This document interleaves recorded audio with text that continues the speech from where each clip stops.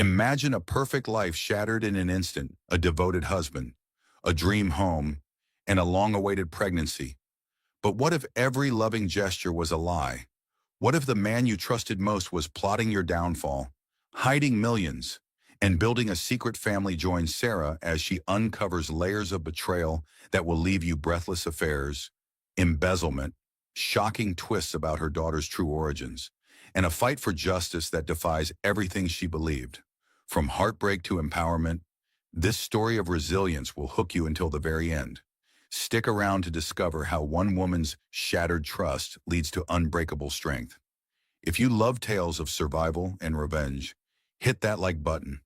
Drop a comment with your biggest plot twist prediction, share with a friend who needs inspiration, and subscribe for more gripping stories like this. Let's dive in. Sarah Matthews adjusted her growing belly as she sat in the plush waiting room of Dr. Henderson's obstetrics office. At 38, this pregnancy had been both a surprise and a blessing after years of trying. She scrolled through Pinterest on her phone, saving nursery ideas to her board titled Baby Matthews 2025. Soft pastels, elegant cribs, and inspirational quotes about motherhood filled her screen. Her phone buzzed with a text message. David's name appeared with a heart emoji beside it, a contact she had customized 3 years ago when they moved into their dream home in Westchester. The message read, "Can't wait to see you tonight, my love. Missing you terribly." Sarah smiled, her heart warming despite the uncomfortable waiting room chair. David had been so attentive during her pregnancy. Even with his demanding schedule as a tech entrepreneur, his company, Data Vault Solutions, had been expanding rapidly, requiring frequent business trips. He was supposed to be in Chicago until Thursday, closing a major deal with a Fortune 500 client. Mrs. Matthews. The nurse called from the doorway, clipboard in hand. Sarah gathered her designer purse, a Christmas gift from David, and followed the nurse down the familiar hallway. The routine 24-week checkup should be straightforward, but Dr. Henderson had been monitoring her blood pressure closely. At her age, this pregnancy carried more risks than her younger self might have faced. "How are we feeling today, Sarah?" Dr. Henderson asked as she entered the examination room, her kind eyes crinkling behind wire-rimmed glasses. "Good, mostly. A little tired, but David says that's normal." Sarah settled onto the examination table, the paper crinkling beneath her. "He's been reading all the pregnancy books alongside me. We're like students cramming for the most important test of our lives." Dr. Henderson chuckled while checking Sarah's chart. "How supportive. Many husbands don't engage quite so thoroughly. You're lucky to have a partner who's so invested." As the doctor began the examination, Sarah's mind wandered to their morning routine. David would bring her breakfast in bed every day before leaving for work, usually something healthy that he had researched for pregnant women. Greek yogurt with berries, whole grain toast with avocado, fresh orange juice. He had even installed a small refrigerator in their bedroom so she wouldn't have to walk downstairs if she got hungry during her prescribed bed rest periods. "Your blood pressure is still elevated," Dr. Henderson noted, frowning slightly at her readings. "Nothing dangerous, but I want you to continue taking it easy. Stress can be a major factor, so try to keep your environment as calm as possible." David has been amazing about that. He even hired Maria, our housekeeper, to help with everything, so I don't have to worry about cleaning or cooking. Sarah's voice carried genuine gratitude.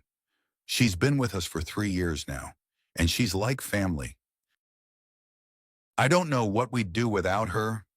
The ultrasound machine hummed to life, and soon Sarah was looking at the grainy black and white image of her daughter. They had decided to learn the gender early, with David insisting they needed time to prepare properly. He had already started painting the nursery a soft lavender, claiming their little girl deserved a princess palace. "Everything looks perfect with baby," Dr.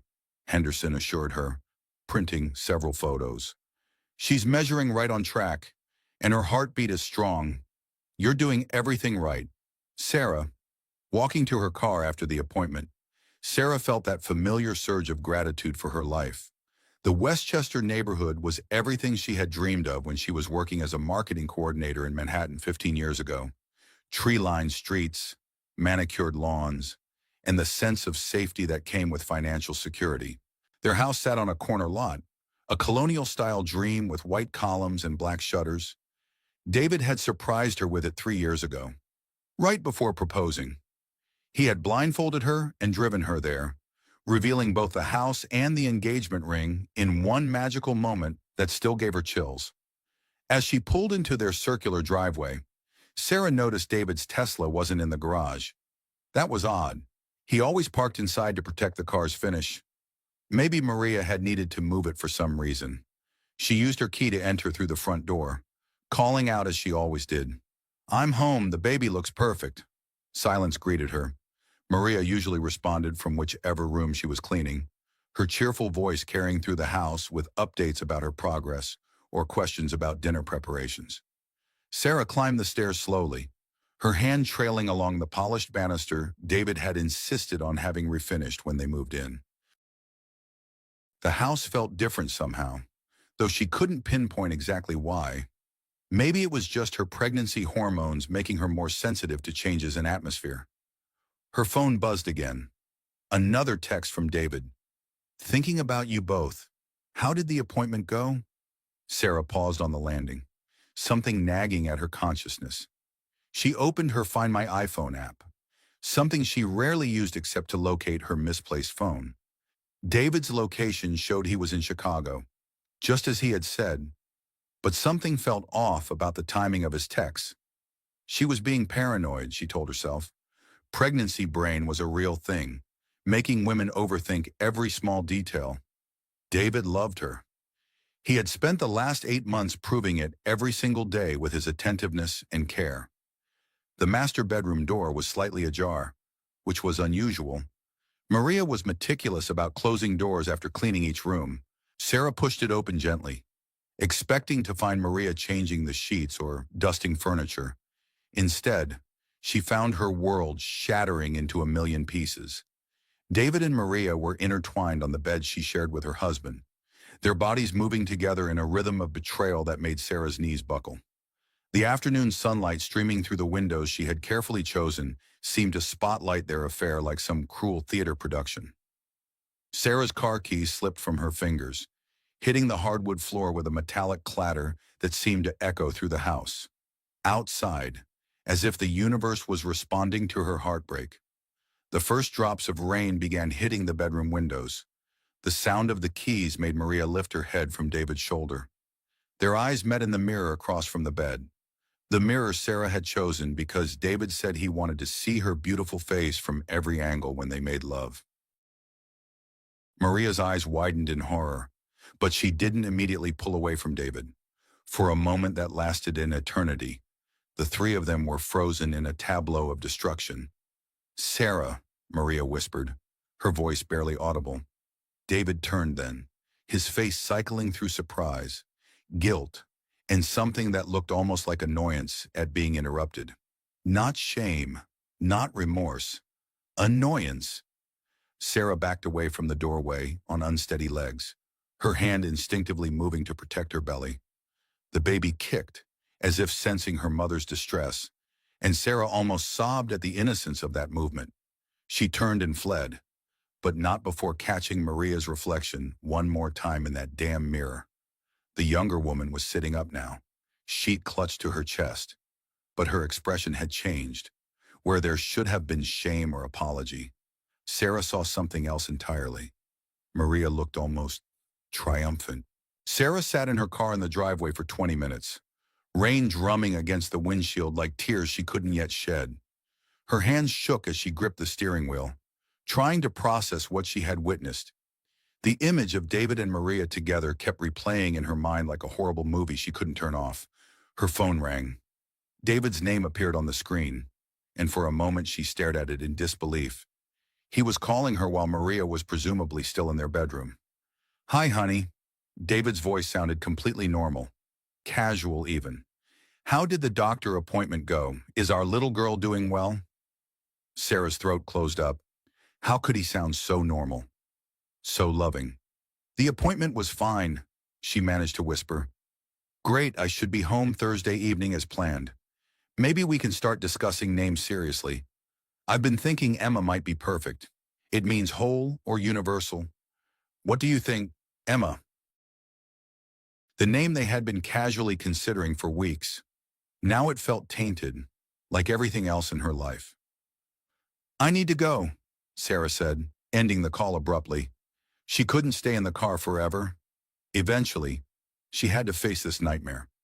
Sarah walked back into her house on unsteady legs, her keys jingling in her trembling hands. The house was quiet again.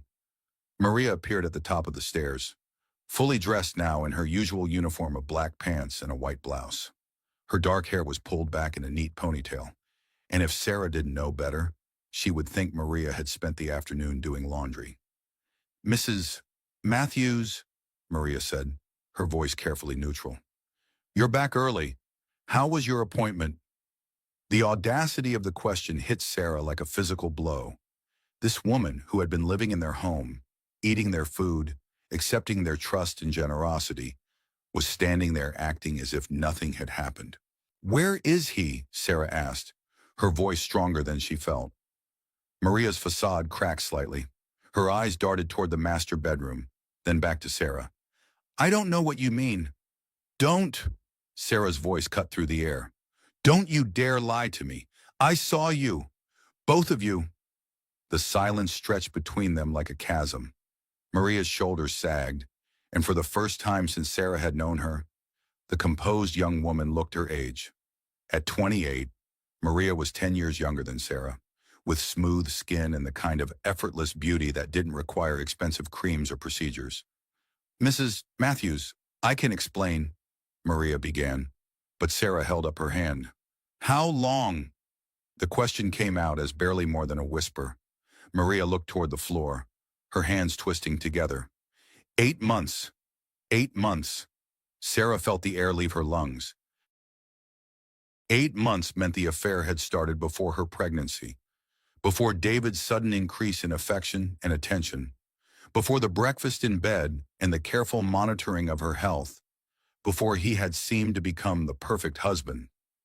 He said he was going to tell you, Maria continued, her voice gaining strength. After the baby was born, he said he wanted to wait until you were strong enough to handle it. The cruelty of those words hit Sarah like ice water. David had been planning her abandonment while pretending to care for her pregnancy. Every tender moment, every loving gesture, had been performed while he counted down the days until he could discard her. Tell me what, Sarah's voice was deadly quiet, that he loves me, that he wants to be with me. Maria lifted her chin, and there was that triumphant look again. He said this marriage was a mistake, that he married you when he was young and didn't know what he really wanted. Sarah sank onto the bottom step of the staircase, her legs finally giving out completely. The baby kicked again, harder this time, and Sarah wrapped her arms around her belly protectively. Get out, she whispered. Mrs. Matthews, please let me explain. Get out, Sarah screamed with a force that surprised them both. Get out of my house right now. Maria hesitated, looking toward the master bedroom again. Sarah realized with a sick feeling that she was looking for David's permission. Even now. He's not here to protect you, Sarah said, her voice regaining some steadiness. So I suggest you leave before I call the police.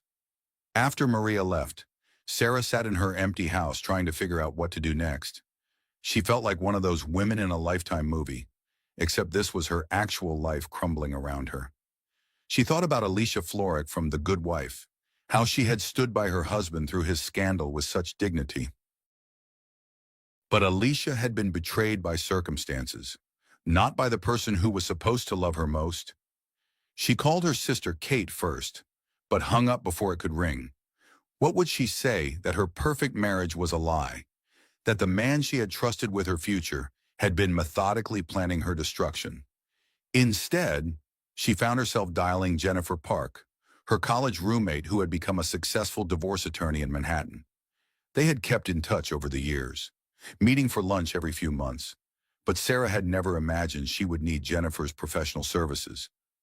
Sarah, what a nice surprise. Jennifer's voice was warm and familiar. How's the pregnancy going? David must be over the moon about becoming a father. Jen, Sarah began, and then broke down completely. 2 hours later, Jennifer sat across from Sarah in her kitchen, a legal pad in front of her, and a cup of tea growing cold beside it. Sarah had told her everything, from the discovery to the 8-month timeline, to Maria's cruel revelation about David's plans. The first thing we need to understand is your financial situation, Jennifer said gently. In a case like this, particularly with a pregnancy involved, we need to move quickly to protect your interests. I don't know much about our finances, Sarah admitted, feeling foolish. David handles all of that. He says I shouldn't worry about money stuff while I'm pregnant. Jennifer made a note on her pad. That's concerning. Sarah, in high-asset marriages, financial opacity can be a red flag. We need to get copies of all your bank statements, investment accounts, business records, everything. High-asset marriage, Sarah repeated. I mean, we're comfortable, but we're not millionaires or anything. Jennifer looked up from her notes. Sarah, your house alone is worth at least $2.3 million. David's company has been valued at over $15 million according to the business journals. You're absolutely dealing with millionaire marriage asset division issues here. The number hit Sarah like a physical blow. She had been so focused on creating a comfortable home that she had never really considered the actual value of their lifestyle. The vacations to Napa Valley, the designer furniture, David's insistence that she didn't need to work. It all suddenly made sense in a way that terrified her. What if he's been moving money? She asked, remembering Maria's designer purse and wondering how a housekeeper's salary could afford such luxury. That's exactly what we need to find out. Sarah, I need to ask you something difficult. Do you want to try to save this marriage, or do you want to protect yourself from further damage? Before Sarah could answer, her phone buzzed with another text from David. Missing you so much. Can't wait to hold you and our daughter. She showed the message to Jennifer, who shook her head grimly. He doesn't know that you know, Jennifer observed. That gives us an advantage, but not for long. Sarah, I need you to think carefully about what you want to do next. Sarah stared at the message, thinking about David's voice on the phone earlier. How normal he had sounded. How loving. How completely convincing his performance had been. I want to fight, she said finally. But first, I want to know exactly what I'm fighting for. That evening, Sarah lay in her bed alone for the first time in 3 years. The sheets still smelled like David's cologne, a scent that now made her nauseous. She had stripped the bed and put on fresh linens, but somehow the smell lingered. Her phone rang at 9 p.m. David's name appeared on the screen, and after a moment's hesitation, she answered. Hi, sweetheart. His voice was warm and intimate. I just got back to the hotel room, and I wanted to hear your voice before bed. How are you and our little princess doing? We're fine, Sarah managed, marveling at how easily the lie came. Tired, but fine. I've been thinking about what you said about the nursery colors. Maybe we should go with that soft pink you showed me instead of the lavender. I want everything to be perfect for her. Perfect. The word hung in the air between them like a mockery. Their perfect house, their perfect life, her perfect husband. All of it had been an elaborate lie. David, she said carefully, do you ever think about what would happen if things changed between us? There was a pause on the other end of the line. What do you mean? Honey, nothing's going to change. We're going to be a family. But hypothetically, if something happened, if we couldn't be together anymore. Sarah, you're scaring me. Is something wrong? Is it the baby? The concern in his voice sounded so genuine that for a moment, Sarah almost believed she had imagined the entire afternoon. Maybe she had been mistaken. Maybe it hadn't been David at all. Just someone who looked like him. But then she remembered Maria's triumphant expression in the mirror, and she knew her eyes hadn't deceived her. No, nothing's wrong. Just pregnancy thoughts. I guess, worrying about everything. Well, don't worry about sweetheart. We're solid. We're forever. After she hung up, Sarah sat in the darkness of her bedroom and cried for the first time since discovering the affair, not just for David's betrayal, but for her own naivety. How had she not seen the signs? How had she been so completely fooled? Her phone buzzed with a text from an unknown number. "I saw what happened today. We need to talk." Sarah stared at the message, her heart racing. Someone else knew about the affair. Someone had been watching. Another message came through. "Check your email. You need to see this." With trembling fingers, Sarah opened her email app. A new message from an anonymous account contained a single attachment, a photo of David and Maria kissing in the kitchen 2 weeks ago, while Sarah had been upstairs resting as ordered by her doctor. The timestamp showed it was taken at 2:17 p.m. on a Tuesday. She remembered that day clearly because David had brought her lunch in bed, claiming he had come home early from work to check on her. He had been so sweet, so attentive. He had been with Maria the entire time. As she stared at the photo, Sarah realized that everything she had believed about her marriage, her husband, and her future had been carefully constructed lies. But now she knew the truth, and the truth was going to set her free. The anonymous photographer turned out to be Marcus Chen, David's business partner and the co-founder of Data Vault Solutions. Sarah met him at a small coffee shop in White Plains the next morning, her hands shaking as she stirred sugar into her decaf latte.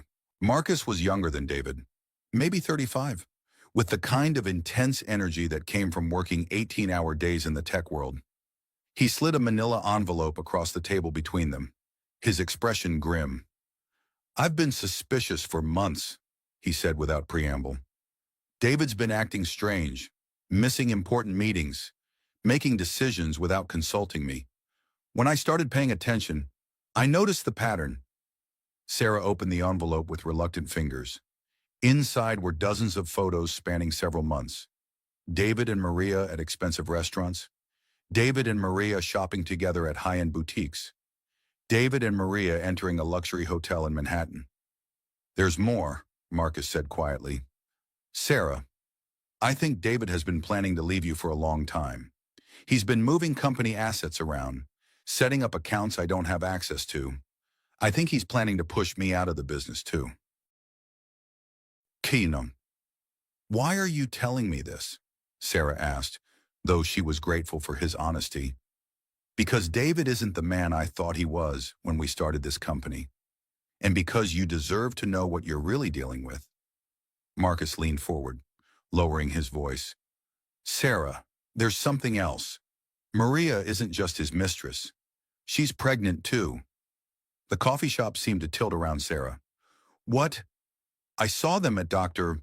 Peterson's office last week, the same building where my wife goes for her prenatal appointments.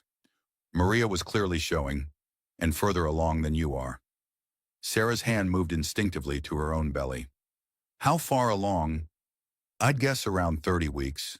Maybe more." "Sarah, if the timing is right, David got her pregnant while you were trying to conceive." The cruelty of it took Sarah's breath away. While she had been struggling with fertility treatments, taking hormones, tracking ovulation, and hoping desperately for a baby, David had been creating a family with another woman. "There's something else you need to know," Marcus continued. "I've been tracking some unusual financial activity. David has been moving significant amounts of money to offshore accounts. We're talking millions. Sarah, money that should be part of the marital assets?" "Millions," Sarah repeated numbly. "Data Vault is worth more than David probably tells you. We landed a contract with the federal government 6 months ago that alone is worth $22 million over 3 years. David's been very secretive about the financial details, but I have enough access to know he's been systematically hiding assets." Sarah thought about her conversation with Jennifer the day before. Her friend had been right to be concerned about the financial opacity in her marriage. Why would he do this if he wanted to leave? Why not just ask for a divorce? Marcus shook his head. "Because this way, he gets to keep everything. If you don't know what exists, you can't fight for half of it. Sarah, I think David has been planning this betrayal for over a year, maybe longer." That afternoon, Sarah sat in Jennifer's law office in Manhattan. The photos spread across the conference table like evidence in a crime scene, which, she supposed, they were. "This is actually helpful," Jennifer said, studying the images with professional detachment. "We can establish a clear timeline of the affair, and more importantly, we can use these to support claims of financial misconduct. Marcus thinks David has hidden millions of dollars," Sarah said, still struggling to process the scope of her husband's deception. "Then we need to move fast. I'm going to file emergency motions to freeze all assets and require full financial disclosure." "Sarah, I need to prepare you. This is going to get ugly. David has been planning this for a long time, which means he's probably prepared for a fight." That evening, Sarah returned to her empty house with a new phone from Jennifer's office. Her old phone was now evidence, being analyzed by a private investigator to track David's communications. The new phone felt foreign in her hands, a tangible reminder that her old life was officially over. She had spent the afternoon giving Jennifer access to every financial account she knew about, which turned out to be embarrassingly few. David had always handled their money, claiming he wanted to protect her from stress. Now she understood he had been protecting his secrets. The house felt different now that she knew the truth. Every corner held memories that had been poisoned by David's lies. The kitchen where he had kissed Maria while Sarah rested upstairs. The living room where he had probably made promises to his mistress about their future together. Even the nursery, half painted in the soft lavender he had chosen, now seemed like a mockery. Sarah was heating up soup for dinner when her doorbell rang. Through the peephole, she saw Maria standing on her porch, no longer in her housekeeper uniform but wearing a flowing dress that couldn't quite hide her pregnant belly. Against her better judgment, Sarah opened the door. "Please," Maria said immediately. "I need to talk to you. There are things you don't understand." "I understand enough," Sarah replied, but she didn't close the door. "You don't know about the baby," Maria continued. "David's baby. Our baby." There it was, the confirmation of Marcus's discovery. Sarah felt something cold settle in her chest. "How far along?" she asked quietly. 32 weeks. Due in February." Maria's hand moved to her belly in a gesture that mirrored Sarah's own protective instincts. "Sarah, I never meant for this to happen. It just did. For 8 months, it just happened." Sarah's voice was bitter. "In my house, in my bed, while I was carrying his child too. He said the marriage was over," Maria said desperately. "He said you two had been having problems for years, that you were staying together out of habit. He said you didn't really love each other anymore. And you believed him." "I wanted to believe him," Maria's voice broke. "Sarah, I know this is terrible, but I love him. And he loves me. The way he talks about our baby, about our future together." "Stop," Sarah held up her hand. "Just stop talking." But Maria pressed on. "He's going to leave you after your baby is born. He's already planning it. He said he wants to wait until you're recovered, until you're strong enough to handle the transition." "Transition," Sarah repeated the word with disgust. "Is that what he's calling the destruction of my life? A transition? He's not trying to hurt you. Sarah, he fell in love with someone else. It happens." Sarah stared at this young woman who had been living in her house, accepting her kindness, and systematically destroying her marriage. Maria seemed to genuinely believe that love justified everything she had done. "Get off my property," Sarah said quietly. "Sarah, please." "Get off my property," Sarah screamed, and Maria stepped back in alarm. After Maria left, Sarah called Jennifer. She confirmed everything, Sarah reported. The pregnancy, the timeline, David's plans. "Jen, she actually seemed to think I should be understanding about this. Some people can justify anything to themselves," Jennifer replied grimly. "Sarah, I need to tell you something. My investigator found some concerning information about your husband's business practices. There may be criminal implications to the financial irregularities Marcus discovered. Criminal, embezzlement, fraud. tax evasion, potentially all of the above. Sarah, David may not just be a cheating husband. He may be a criminal. That night, Sarah lay in bed reading Eat, Pray, Love on her tablet, trying to find some inspiration in Elizabeth Gilbert's journey of self-discovery after her own devastating divorce. The idea of traveling alone, of finding herself in foreign places, seemed impossibly romantic from her current position of pregnant and betrayed. She was interrupted by a sharp pain in her abdomen, followed by a warm wetness between her legs. Panic shot through her as she realized she was bleeding. At the hospital, Dr. Henderson's face was calm but serious as she examined Sarah in the emergency room. "The bleeding has stopped, and the baby's heartbeat is strong," she assured Sarah, "but your blood pressure is dangerously high." "Sarah, I need to ask, have you been under unusual stress lately?" Sarah almost laughed at the understatement. "You could say that.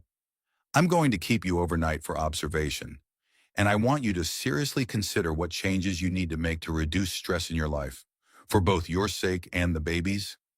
Alone in the hospital room at midnight, Sarah overheard David's voice in the hallway outside her door. He was talking quietly to someone on his phone, and Sarah strained to listen. "No, I can't leave Chicago early," he was saying. "If I suddenly show up, she'll know something's wrong. We have to stick to the plan. I know it's hard, Maria, but it's only a few more months. After the baby comes, we can be together openly. Yes, I love you too. Our real family is worth waiting for." Sarah pressed her hand to her mouth to stifle a sob. David was here, in the hospital, while she was fighting to save their baby's life. And he was using the opportunity to reassure his pregnant mistress about their future together. She heard his footsteps approaching her room and quickly closed her eyes, pretending to sleep. The door opened quietly, and she felt David's presence beside her bed. "I'm so sorry, sweetheart," he whispered, his voice full of convincing emotion. "I got here as fast as I could. You and Emma are the most important things in the world to me." Emma, he was still using the name they had chosen together, even after promising Maria that their baby would be his real family. Sarah kept her eyes closed and her breathing steady, but inside, her heart was breaking all over again, not just for his betrayal, but for the elaborate performance he was putting on even when he thought she couldn't hear him. When she was sure he was asleep in the chair beside her bed, Sarah opened her eyes and stared at the ceiling. Outside her window, rain was falling again, and she wondered if the weather would always remind her of the day her world fell apart. Her phone buzzed with a text from Jennifer. "Emergency motion granted. All assets frozen as of midnight. The war begins now." Sarah looked at her sleeping husband, this man who had spent months planning her abandonment while pretending to love her. Tomorrow, he would wake up to find his carefully constructed plans in ruins. For the first time since discovering the affair, Sarah smiled. Sarah was discharged from the hospital the next morning, with strict orders for bed rest and stress reduction. David played the role of concerned husband perfectly, fussing over her comfort in the car and promising to take time off work to care for her. "I've asked Maria to come back," he said as they pulled into their driveway. "I know you were upset with her about something yesterday, but we need help right now. Your health and the baby's health are what matter most." Sarah stared at him in disbelief. The audacity was breathtaking.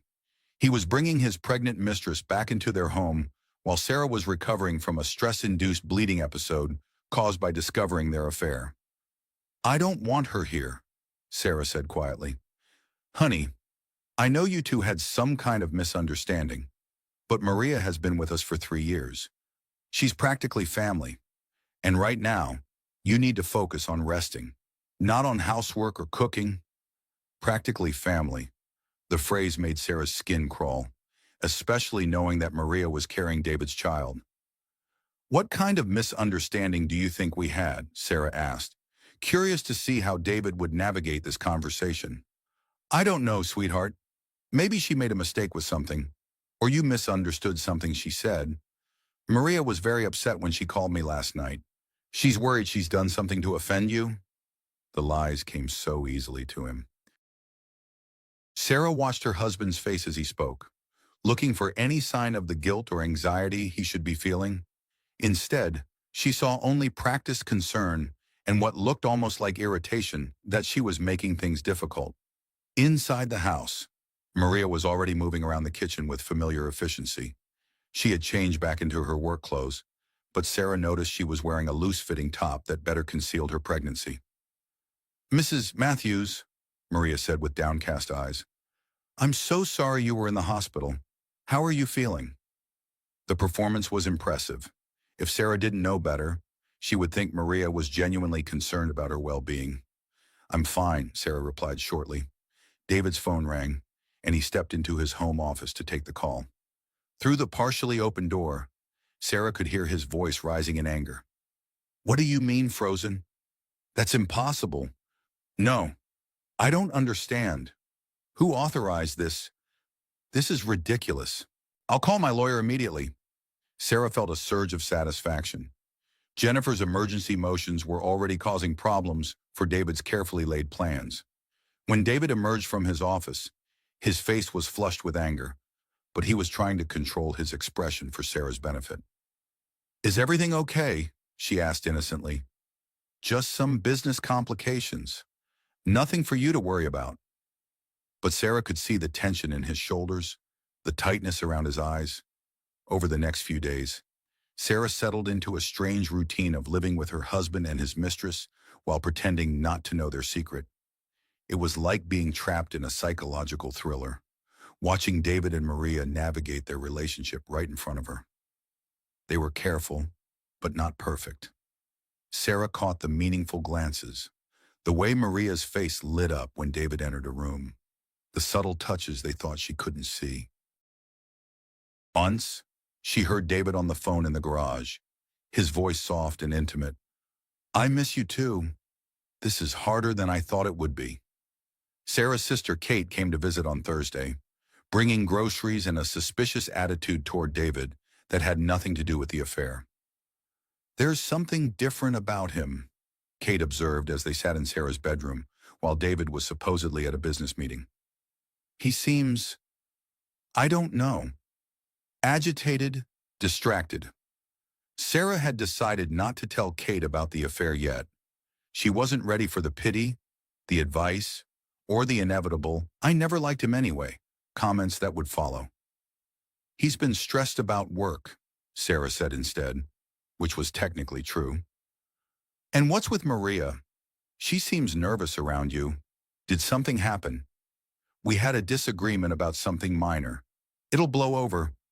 Kate frowned. "Sarah, you know you can tell me anything, right? If something's wrong, if you need help." "I know, but everything's fine. Just pregnancy drama."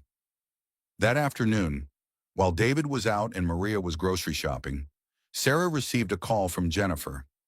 "David's lawyer contacted me," Jennifer reported. "They're claiming the asset freeze was filed in error, that there's no basis for the allegations of financial misconduct." "What does that mean?" "It means David is going to fight this hard." "Sarah, my investigator found something else. David has been renting an apartment in Manhattan for the past 6 months. A very expensive apartment. I think that's where he's been taking Maria." Another piece of David's secret life revealed. Sarah wondered how many other discoveries were waiting to be uncovered. "There's more," Jennifer continued. "The apartment lease is under a corporate name, one of David's shell companies. Sarah, the level of premeditation here is staggering. This isn't a man who fell in love and made some bad decisions. This is someone who has been systematically planning to defraud you." That evening, David returned home with flowers and takeout from Sarah's favorite Thai restaurant. "I thought we should have a nice dinner together," he said, kissing her forehead. "We haven't had much time to talk lately." Over pad Thai and spring rolls, David was more attentive than he had been in months. He asked about her day, her comfort level, her thoughts about baby names. If Sarah didn't know better, she would think her husband was falling in love with her all over again. "I've been thinking about what happens after Emma's born," David said, reaching across the table to take her hand. "Maybe we should take some time off. Just the three of us. Go somewhere peaceful. Maybe that bed and breakfast in Vermont you liked. Sarah studied his face, wondering what angle he was working. That sounds nice. I want to be the best father possible, David continued, and the best husband.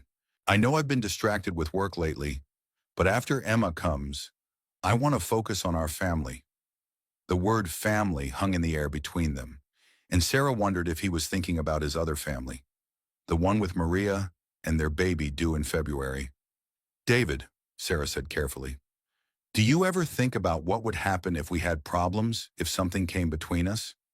His grip on her hand tightened slightly. Nothing's going to come between us. Sarah, we're solid. We've always been solid.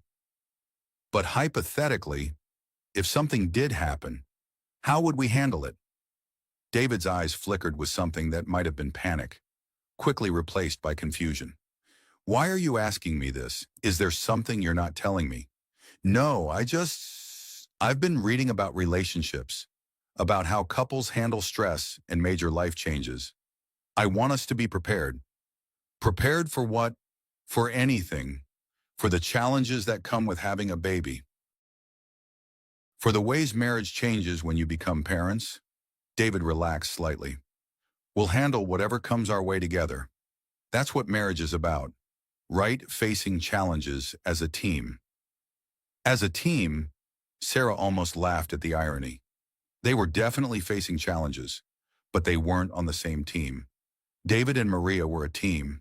Sarah was fighting alone.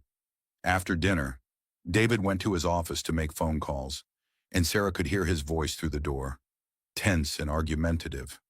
She suspected he was dealing with the legal ramifications of the asset freeze, trying to find ways around Jennifer's motions.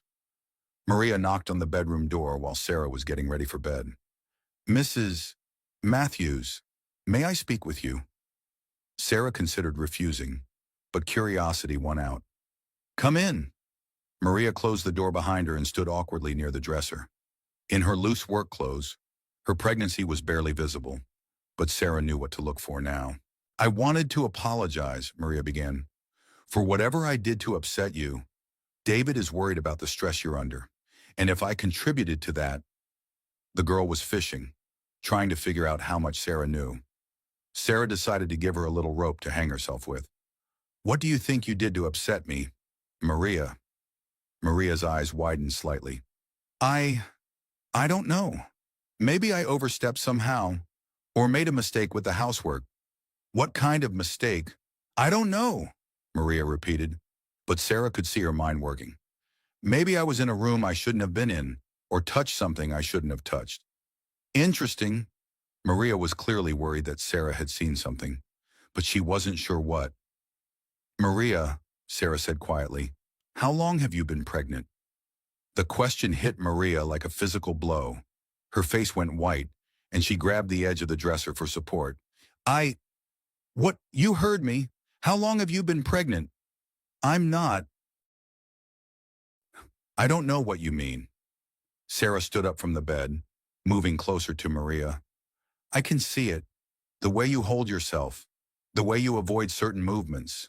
The loose clothes. How far along are you? Maria's composure cracked completely. Tears spilled down her cheeks as she slumped against the dresser. Please, she whispered. Please don't tell him you know. Tell who, David? Why would I need to tell David that you're pregnant? Maria's eyes darted toward the door, panic obvious in her expression. She was trapped, and she knew it. Because, Maria said in a voice so quiet Sarah could barely hear her, because it's his baby. There it was, the confession Sarah had been waiting for. How long? Sarah asked again. 8 months, Maria admitted. I'm due in February. Sarah sank back onto the bed, her hands automatically moving to her own belly. 2 babies, 2 mothers, 1 father who had been lying to both of them. Does he know? Sarah asked. Maria nodded miserably. He's happy about it. He says after your baby is born, we can be a real family. A real family? Sarah repeated. What does that make me and Emma? The fake family? I'm sorry, Maria sobbed. I never meant for this to happen. I never meant to hurt you, but you did mean to sleep with my husband. You did mean to get pregnant with his child. You did mean to live in my house and accept my kindness while you planned to take my place?" Maria had no answer for that. "Get out," Sarah said quietly. "Pack your things and get out of my house. Tonight." But David said, "I don't care what David said. This is my house too, and I'm telling you to leave." After Maria left the room, Sarah sat in the darkness thinking about the conversation. She had gotten the confirmation she needed, but more importantly, she had rattled both David and Maria. They would be off balance now, unsure what she knew or what she might do next. Her phone buzzed with a text from Jennifer. "Motion hearing scheduled for Monday. Are you ready for this?" Sarah looked toward David's office, where she could still hear him on the phone, his voice increasingly agitated as his carefully constructed world began to crumble around him. "I'm ready," she texted back. But as she lay down to sleep, Sarah felt a sharp pain in her abdomen. The stress was taking its toll on her body, and she knew she was walking a dangerous line between protecting her future and protecting her baby. Tomorrow, she would have to decide how far she was willing to go to fight for what was hers. At 3 in the morning, Sarah woke to intense cramping and more bleeding. This time, there was no question about the severity. David found her doubled over in the bathroom, her nightgown stained with blood. "Oh God, Sarah." His panic seemed genuine as he helped her to the car. "It's going to be okay, sweetheart. Everything's going to be okay." During the frantic drive to the hospital, Sarah wondered if David's concern was real or if he was worried about how a miscarriage might complicate his timeline for leaving her. The thought was so dark and cynical that it scared her almost as much as the physical pain. Dr. Henderson met them in the emergency room, her face grave as she examined Sarah. "We need to do an emergency C-section," she announced. "The baby is in distress, and Sarah's blood pressure is dangerously high. We can't wait any longer." "But it's too early," Sarah gasped between contractions. "She's only 26 weeks. "She has a good chance at 26 weeks," Dr. Henderson assured her. "But we need to get her out now." The next few hours passed in a blur of medical procedures and mounting terror. Sarah was conscious during the surgery, David holding her hand and whispering reassurances that she wasn't sure she believed anymore.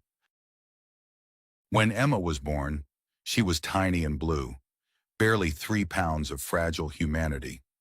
Sarah only got a glimpse of her daughter before the medical team whisked her away to the NICU. "She's breathing on her own," one of the nurses called out. "That's a very good sign for 26 weeks. Sarah burst into tears of relief and terror. Her baby was alive, but so small, so vulnerable. The next few weeks would determine whether Emma would thrive or face a lifetime of medical complications. David stayed by Sarah's side during her recovery, and for brief moments, she almost forgot about the affair. When she was frightened about Emma's condition, when the doctors delivered updates about her daughter's progress, David seemed like the devoted husband she had thought she married. But on the second day, while Sarah was sleeping off pain medication, she overheard a conversation that shattered any remaining illusions about David's priorities. He was in the hallway outside her room, talking on his phone in what he thought was a quiet voice. "I know this complicates things, Maria, but I couldn't control the timing. Yes, the baby is in the NICU. She's very small. I don't know how long we'll be here. Of course I'm worried about you too. How are you feeling? No, don't come to the hospital. Someone might see you." Sarah's blood ran cold as she listened to her husband prioritize his mistress's feelings while their daughter fought for life 20 feet away. "I love you too," David continued. "This doesn't change anything between us. As soon as Sarah is recovered, as soon as we know Emma is going to be okay, we can move forward with our plans. Yes, our baby is still the priority. This was just unexpected timing. Our baby, their baby was the priority, not Emma, not the tiny fighter in the NICU who needed every advantage she could get." When David returned to the room, Sarah pretended to be asleep, but inside she was burning with a fury that threatened to consume her. "Hey, sweetheart," David said softly, stroking her hair. "How are you feeling?" Sarah opened her eyes and looked at this man who could comfort his wife while planning her abandonment, who could call their premature daughter an inconvenience while declaring his love for another woman. "I want to see Emma," she said. The NICU was a maze of beeping machines and tiny, fragile patients. Emma lay in an isolette, tubes and wires monitoring every aspect of her small body. She was so little that Sarah's wedding ring could have slipped over her wrist like a bracelet. "She's doing very well for her gestational age," the NICU nurse explained. "Her lungs are developing nicely, and her heart is strong. Preemies are fighters. Mrs. Matthews, don't let her size fool you."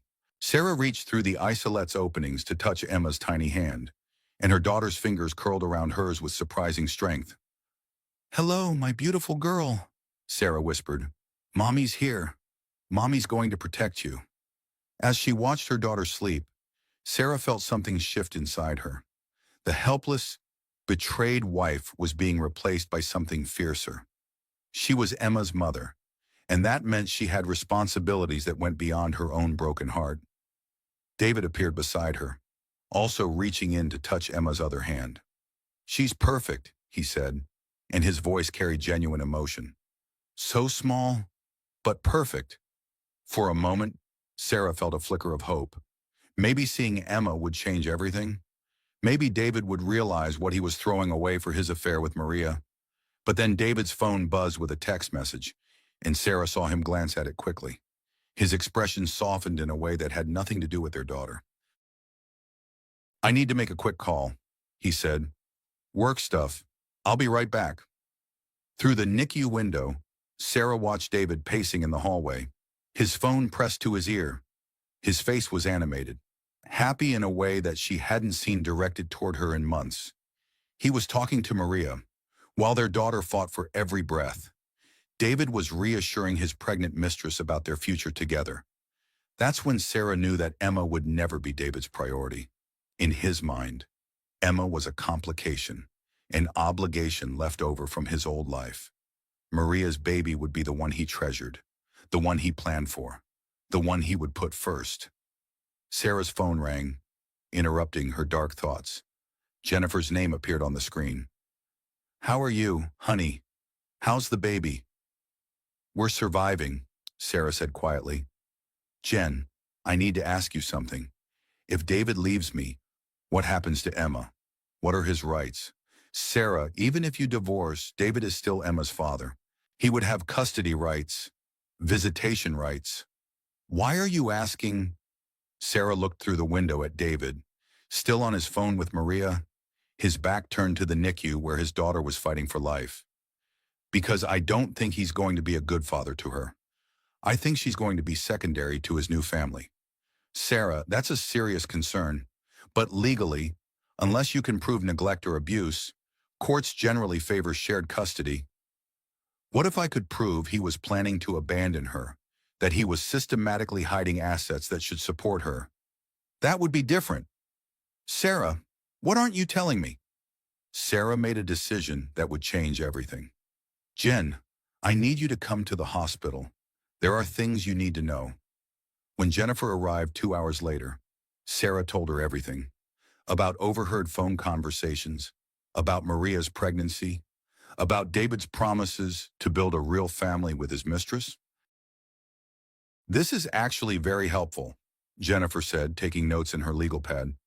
"If we can establish that David was planning to abandon Emma financially and emotionally, it strengthens our case for primary custody and increased child support." "What about Maria's baby? Won't David have to support that child too?" "Yes, but that's actually advantageous for us. 2 children, 2 mothers, 1 father. The court will want to ensure all the children are adequately provided for. David's income will be stretched between multiple obligations." That evening, Sarah sat beside Emma's isolette, watching her daughter's tiny chest rise and fall with mechanical precision. The NICU was quieter at night, with dimmed lights and hushed voices that created an almost sacred atmosphere. "Your daddy doesn't know how special you are yet," Sarah whispered to Emma. "But I do. and I'm going to make sure you get everything you deserve. Schutzwarned. David had gone home to shower and change clothes, claiming he needed to check on some business matters. Sarah suspected he was really going to comfort Maria, who was probably feeling neglected while Sarah was getting all of David's attention. Her phone buzzed with a text from an unknown number. I have information about your husband's business practices. Meet me tomorrow at 2 p.m. Coffee shop on Madison Avenue near the hospital. Sarah stared at the message, wondering who else had discovered David's secrets. Another message came through. Come alone. What I have to tell you could change everything. Sarah looked at Emma, sleeping peacefully despite the chaos surrounding her young life. Her daughter deserved a mother who would fight for her, who would ensure she had every advantage and opportunity. Mommy's going to find out all of Daddy's secrets, Sarah whispered, and then we're going to build a life that's worthy of you. As if responding to her mother's voice, Emma's tiny fingers moved slightly, and Sarah chose to interpret it as agreement. The war for Emma's future was about to begin. The mysterious messenger turned out to be David's former business partner, a woman named Rebecca Santos, Maria's older sister. Sarah's world tilted as she processed this connection, sitting across from Rebecca in the small coffee shop near the hospital. Maria told me what happened, Rebecca said without preamble. About the affair, about her pregnancy, about David's promises. I couldn't stay silent anymore. Rebecca was older than Maria by about 10 years, with the same dark hair but a hardness around her eyes that spoke of difficult experiences. I helped David set up some of the offshore accounts 18 months ago, Rebecca continued. I'm a financial consultant, and he said he needed to protect assets from potential business liability. I believed him then, but now I understand what he was really doing. Sarah felt her hands trembling as she gripped her coffee cup. How much money are we talking about? Over $8 million. Sarah, money that should be part of your marital assets? Money that should support Emma? The number was staggering. Sarah had known their lifestyle was comfortable, but she had never imagined David was hiding millions of dollars while planning to abandon her and their daughter. There's more, Rebecca said grimly. David has been embezzling from his own company. Marcus doesn't know the full extent, but David has been creating fake contracts, billing for services never rendered, and skimming profits from legitimate deals. Why are you telling me this? Maria is your sister. Rebecca's expression hardened. Because Maria is 28 years old and stupid enough to believe that a man who cheats on his pregnant wife will somehow be faithful to her. But more importantly, because David is planning to throw Maria away too. What do you mean? I saw the real financial records. Sarah, David hasn't just been hiding money from you. He's been hiding it from Maria too. She thinks he's going to divorce you and marry her, but that's not his plan at all. Sarah leaned forward, her heart racing. What is his plan? To disappear, to take the money and start over somewhere else, probably overseas. Maria thinks she's going to be his wife, but she's really just his temporary distraction until he can execute his exit strategy. The coffee shop seemed to spin around Sarah as she processed this information. David wasn't just cheating on her. He was planning to abandon both his pregnant wife and his pregnant mistress. How do you know all this? Because he offered me a job helping him relocate his assets to the Cayman Islands. He said it was for tax purposes, but the timing is suspicious. Sarah, I think David is planning to disappear sometime after both babies are born. That afternoon, Sarah sat in the NICU, watching Emma sleep while her mind raced through the implications of Rebecca's revelations. Her husband wasn't just an adulterer, he was an embezzler planning to abandon 2 pregnant women and 2 children. Her phone rang. David's name appeared on the screen, and she answered with a calmness that surprised her. Hi, honey. How's Emma doing today? The same, small but stable. Sarah watched her daughter's tiny chest rise and fall. David, I've been thinking about our finances. After Emma comes home, we'll have medical bills, childcare costs. Should I be worried about money? There was a slight pause before David answered. Of course not, sweetheart. We're in great shape financially. Data Vault is doing better than ever. That's good to hear. Maybe after Emma is stronger, we should sit down and go over everything together. I'd like to understand our financial picture better. Another pause, longer this time. Sure, if that would make you feel better. But there's no rush. You should focus on recovering and spending time with Emma. I just want to make sure Emma's college fund is properly set up, that we have adequate life insurance. That kind of thing. Everything's taken care of, Sarah, I promise. After hanging up, Sarah realized that David's reassurances felt hollow now that she knew the truth. Every "don't worry about it" had been a lie designed to keep her from discovering his theft. Jennifer arrived at the hospital that evening with a briefcase full of legal documents. Rebecca's information is a game changer, Jennifer announced. With her testimony and the financial records she provided, we can not only recover the hidden assets, but potentially have David charged with multiple felonies. What kind of felonies? Embezzlement, fraud, money laundering. The list is extensive. Sarah, your husband isn't just a cheating spouse. He's a criminal. Sarah looked at Emma through the isolette's clear walls. Her daughter was so innocent, so pure. She deserved better than a father who was a liar and a thief. What happens next? We file amended motions with the new financial information. We request emergency custody provisions, and we decide whether to involve law enforcement immediately or wait to see how David responds to the legal pressure. What do you recommend? Jennifer's expression was grim. I recommend we move fast and hit hard. Men like David don't respond to gentle pressure. They respond to overwhelming force. That night, Sarah lay in her hospital bed staring at the ceiling and thinking about the man she had married. She had believed David was successful, ambitious, and devoted to their family. Instead, he was a criminal who had been systematically stealing from his business partners while planning to abandon his responsibilities. Her phone buzzed with a text from Maria. I know you're angry, but we need to talk. There are things about David you don't understand. Sarah almost laughed at the irony. Maria thought she was protecting David from Sarah's wrath, not realizing that Sarah was probably the only person who could save Maria from David's ultimate betrayal. Against her better judgment, Sarah replied, Meet me in the hospital cafeteria tomorrow at noon. The next day, Maria appeared in the cafeteria looking exhausted and worried.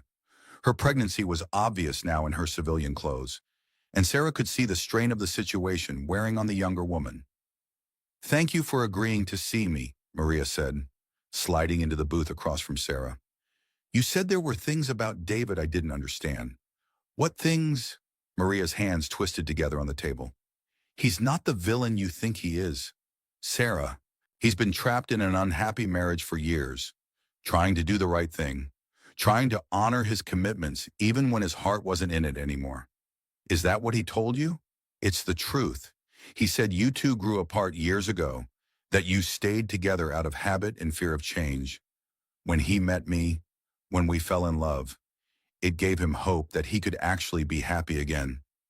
Sarah studied Maria's face, seeing the genuine belief there. The girl really thought she was saving David from a loveless marriage. Maria, do you know about the offshore accounts? What offshore accounts? The $8 million David has been hiding, money that should be supporting Emma, paying for her medical bills, securing her future. Maria's face went pale. That's impossible.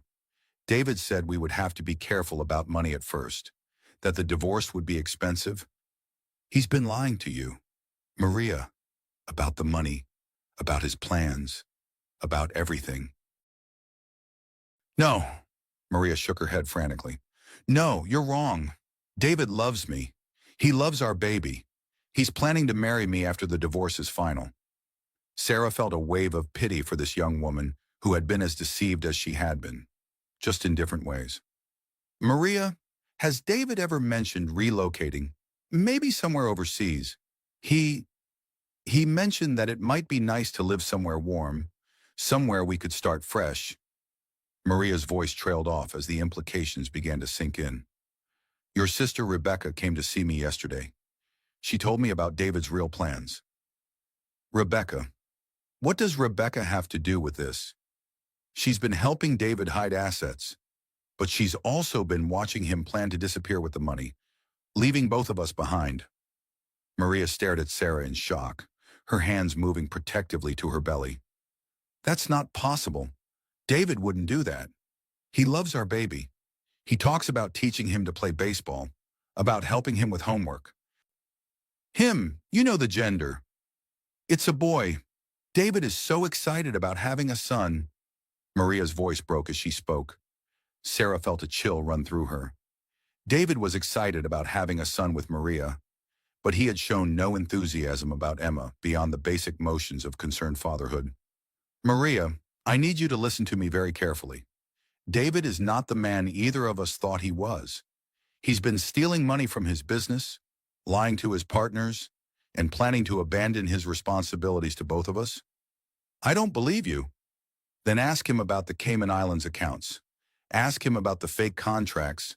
Ask him about Rebecca's consulting work. Maria's composure cracked completely. Even if that's true, it doesn't mean he doesn't love me. Maybe he was just trying to protect our future.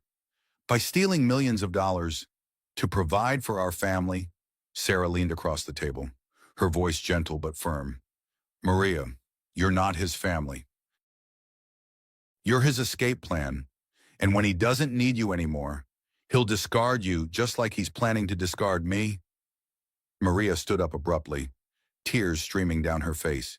You're lying. You're trying to turn me against him because you can't accept that he chose me. I'm trying to save you from making the same mistakes I made, from trusting a man who sees people as disposable. But Maria was already walking away, her hands pressed to her belly as if protecting her unborn son from Sarah's words. Sarah sat alone in the cafeteria, wondering if she had just made a terrible mistake. Maria would undoubtedly tell David about their conversation, which would accelerate whatever timeline he was working with. Her phone buzzed with a text from Jennifer. Emergency hearing scheduled for tomorrow morning. David's lawyer is trying to have the asset freeze lifted. We need to be ready to present everything. Sarah looked toward the elevators that led to the NICU, where Emma was fighting to grow stronger every day. Her daughter deserved a father who would put her first, who would sacrifice for her well-being, who would love her unconditionally. Since David couldn't be that father, Sarah would have to be both parents. The battle for Emma's future was about to reach its climax. The emergency hearing was scheduled for Thursday morning, but on Wednesday evening, Sarah received an unexpected visitor. Maria appeared at her hospital room door, her face blotchy from crying and her hands shaking. I confronted him, Maria said without preamble. I asked David about the accounts, about Rebecca, about everything you told me. Sarah set down the book she had been reading, ironically. What to expect the first year, and studied Maria's expression. What did he say? He said you were lying, that you were desperate and trying to turn me against him. Maria's voice was flat, emotionless. But then I asked him about specific details, things you couldn't have made up, and his answers didn't make sense. Sarah waited, sensing that Maria had more to say. So I called Rebecca. My sister doesn't lie to me. Sarah, no matter what else is happening between us. Maria sank into the visitor chair beside Sarah's bed. She told me everything. About the stolen money, about the fake contracts, about David's plan to disappear. I'm sorry, Sarah said, and meant it. Despite everything Maria had done, Sarah could see the genuine heartbreak in the younger woman's face. He doesn't love me, Maria continued. Maybe he never did. Rebecca said he talks about me like I'm a business arrangement, like I'm just another asset to be managed. The pain in Maria's voice was raw and real. Sarah remembered her own devastation when she first learned about the affair, and she felt an unexpected surge of empathy for David's other victim. What are you going to do? Sarah asked gently. I don't know. I'm 7 months pregnant with his baby. I have no money of my own, and the father of my child is apparently a criminal. Maria laughed bitterly. I thought I was so smart that I had won some great prize by taking him away from you. Turns out we were both being played. Sarah made a decision that surprised even her. Maria, would you be willing to testify about what David told you about his plans, his promises, his attitude toward the babies? Why would you want my help? I ruined your marriage? No. David ruined our marriage. You were just the weapon he used to do it. Sarah shifted in her hospital bed, trying to find a comfortable position. But more importantly, we both have children who deserve financial security. If David disappears with millions of dollars, both Emma and your son will suffer. Maria was quiet for a long moment, her hands resting on her belly. If I testify against him, he'll hate me. He'll want nothing to do with me or the baby. Maria, based on what Rebecca told me, that was always going to happen eventually. The question is whether you want to protect your son's future or protect David's secrets. That night, Sarah lay awake thinking about the strange turn her life had taken.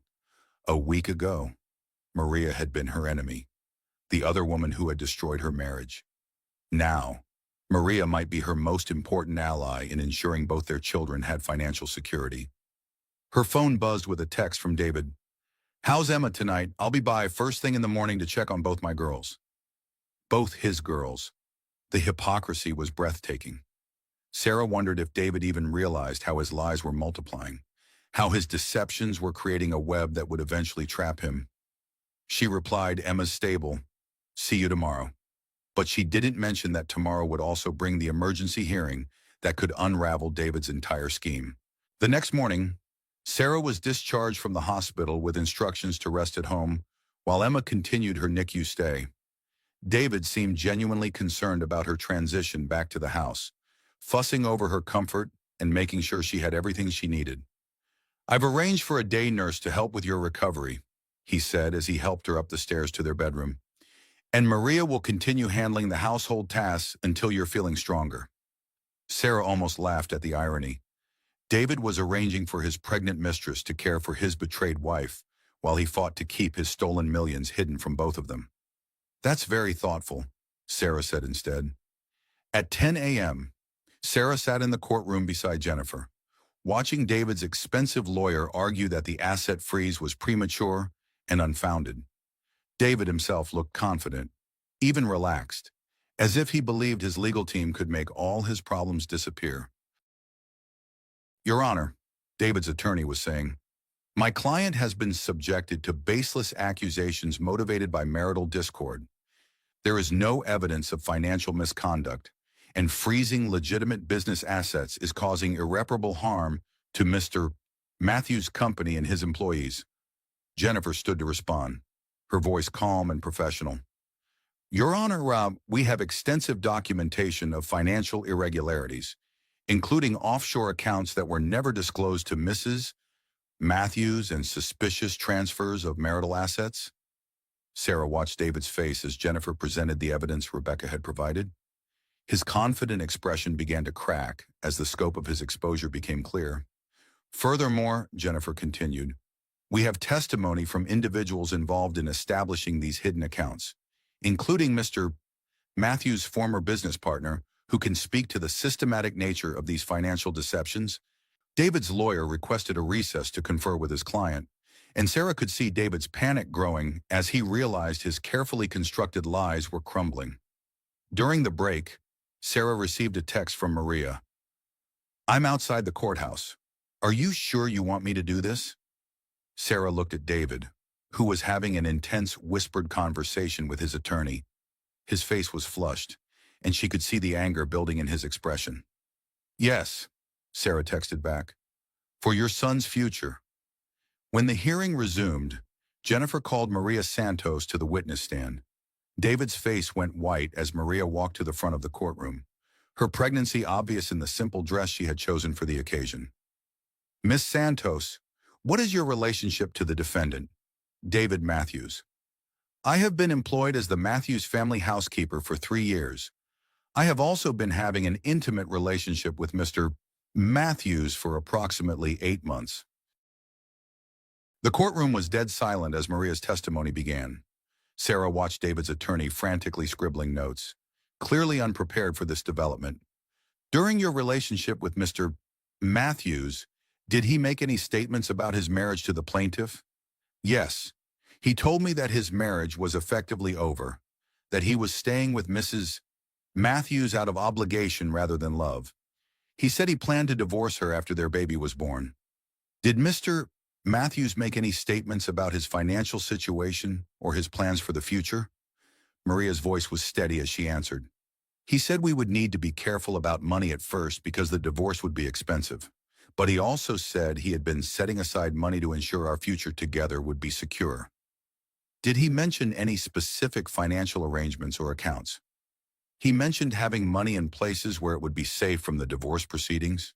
He said he had been planning for this transition for a long time. David's attorney objected, but the damage was done. Maria's testimony established not only the affair, but David's premeditation in hiding assets from the divorce. Miss Santos, are you currently pregnant? Yes, I'm approximately 7 months pregnant with Mr. Matthews's child. The revelation sent a murmur through the courtroom. Sarah could see the judge's expression harden as the full scope of David's deception became clear. Did Mr. Matthews discuss his feelings about this pregnancy? He was excited about the baby. He said it would be his chance to be a real father, to have the family he had always wanted. Sarah felt the sting of those words, but she also saw their strategic value. David's preference for his unborn son over Emma would not sit well with the family court judge. After Maria's testimony, the judge called another recess. David stood up abruptly and walked toward Sarah, his face twisted with rage. "You vindictive bitch!" he hissed under his breath. "You have no idea what you've done." "I know exactly what I've done," Sarah replied calmly. "I've protected my daughter's future. Our daughter will grow up knowing what kind of mother she has. Someone who destroyed her father out of spite."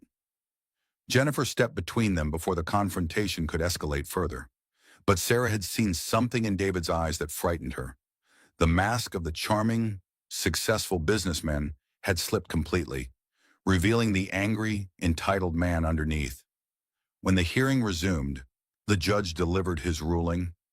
"Based on the testimony and evidence presented, I find sufficient cause to maintain the asset freeze pending full discovery of all marital assets. Furthermore, I am ordering Mr. Matthews to submit to a comprehensive financial audit and to provide detailed accounting of all business and personal financial activities for the past 2 years." David's confident facade crumbled entirely as the implications sank in. Not only were his hidden assets frozen, but now he would be forced to reveal the full extent of his embezzlement and fraud. Additionally, the judge continued, given the complexity of this case and the potential criminal implications of the financial irregularities, I am referring this matter to the district attorney's office for investigation. Sarah felt a surge of vindication mixed with fear. She had won this battle, but she could see in David's expression that the war was far from over. As they left the courthouse, David grabbed Sarah's arm in the parking lot. "This isn't over," he said, his voice low and threatening. "You think you're protecting Emma, but you have no idea what kind of life you've just created for her. Let go of me, David. You could have handled this quietly. We could have worked something out, but now everyone will know. Emma will grow up with a father in prison because of your choices." Sarah pulled free from his grip, her own anger finally surfacing. "Emma will grow up with a father in prison because of your choices, because you chose to steal, to lie, to cheat, and to plan abandoning your family. I didn't create this situation, David. I just refused to be your victim." As Sarah drove home, she felt a mixture of triumph and exhaustion. She had taken the first major step toward protecting Emma's future, but she also knew that David would not go down without a fight. Her phone buzzed with a text from Maria. "Thank you for letting me help. I hope someday you can forgive me for my part in this mess." Sarah considered her response carefully before typing back, "We both made mistakes. What matters now is protecting our children." That afternoon, as Sarah sat beside Emma's isolette in the NICU, she felt a strange sense of peace despite the chaos surrounding their lives. "Your daddy made some very bad choices, sweetheart," she whispered to her sleeping daughter, "but Mommy is going to make sure you're taken care of, no matter what happens next." Emma's tiny hand moved slightly, and Sarah chose to believe her daughter approved of the fight ahead. The criminal investigation moved faster than Sarah had expected. Within a week of the emergency hearing, FBI agents arrived at Data Vault Solutions with search warrants for David's office, computer files, and financial records. The local news picked up the story, and by evening, Sarah was watching her husband being led away in handcuffs on the 6 o'clock news. Tech entrepreneur arrested for embezzlement, the headline read, and Sarah felt a complex mixture of vindication and sadness. This was the father of her child, the man she had loved and trusted, being exposed as a criminal on public television. Her phone rang constantly. Reporters, old friends, distant relatives who had heard the news.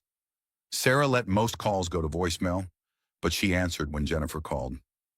The FBI found evidence of over $12 million in fraudulent activities, Jennifer reported. Sarah, this is bigger than we thought.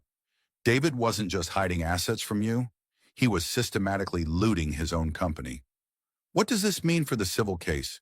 It means we're likely to recover significantly more than we originally hoped. But it also means David is looking at serious federal prison time, 10 to 15 years, potentially.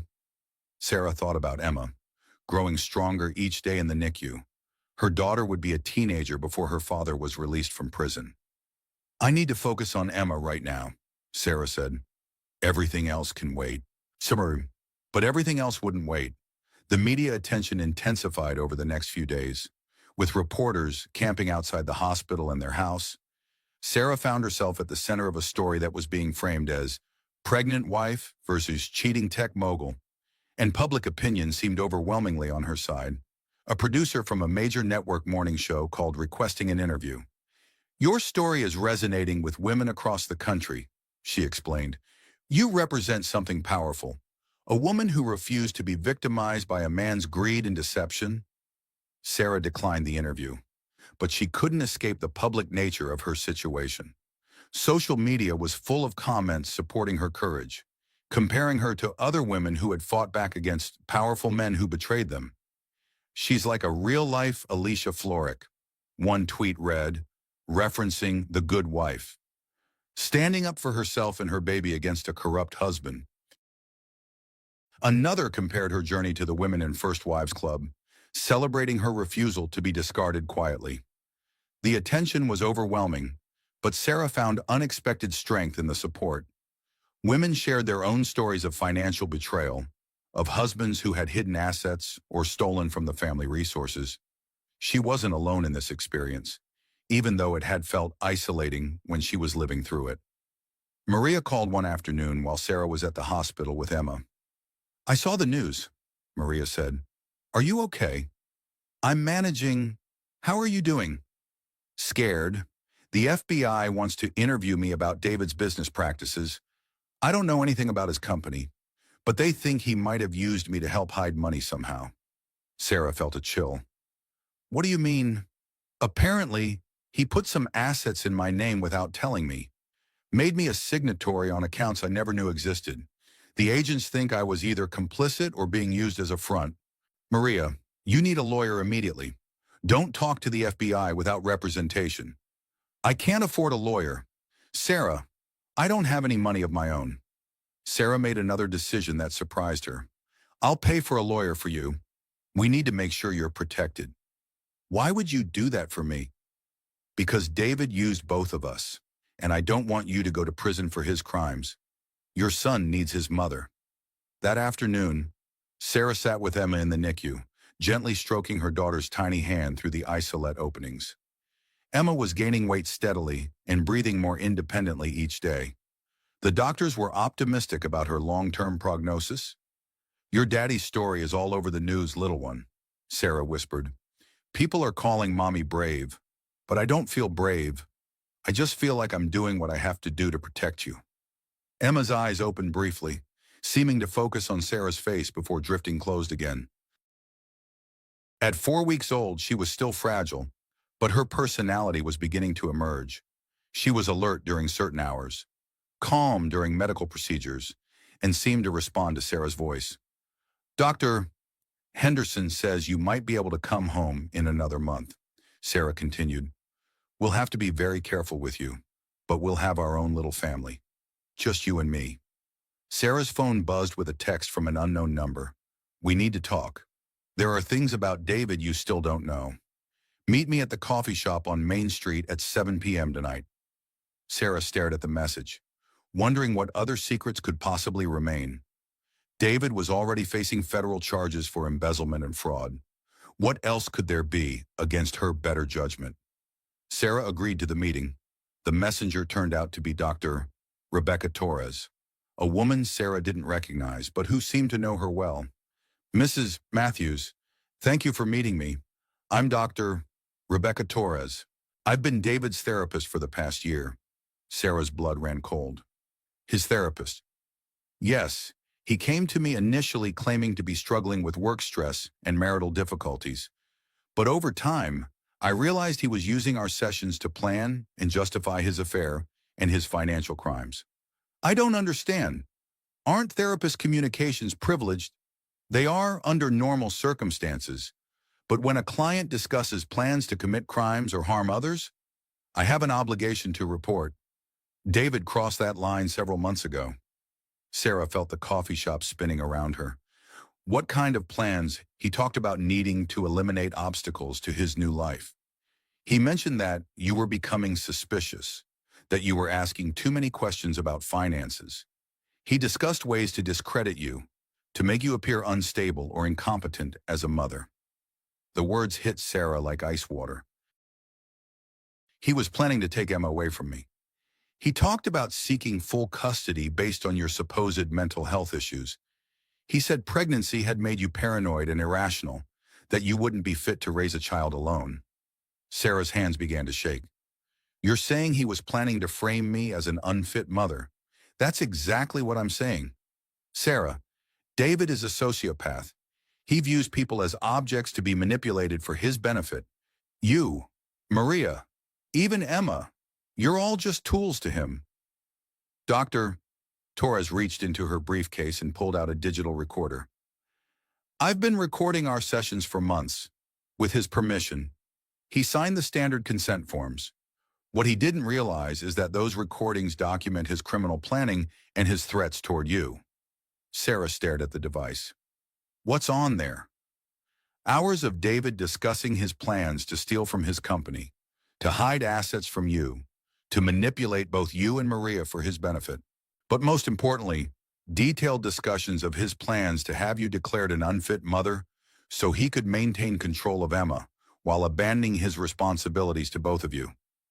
The full scope of David's manipulation was staggering.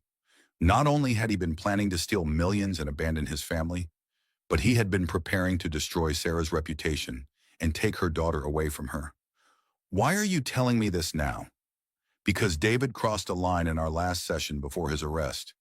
He talked about making sure you disappeared from Emma's life permanently. The language was vague enough to maintain plausible deniability, but the intent was clear. Sarah felt nauseous. He was planning to hurt me. I can't say for certain, but I was concerned enough to contact law enforcement. These recordings are now part of the FBI investigation. That night, Sarah lay in her empty house thinking about the man she had married.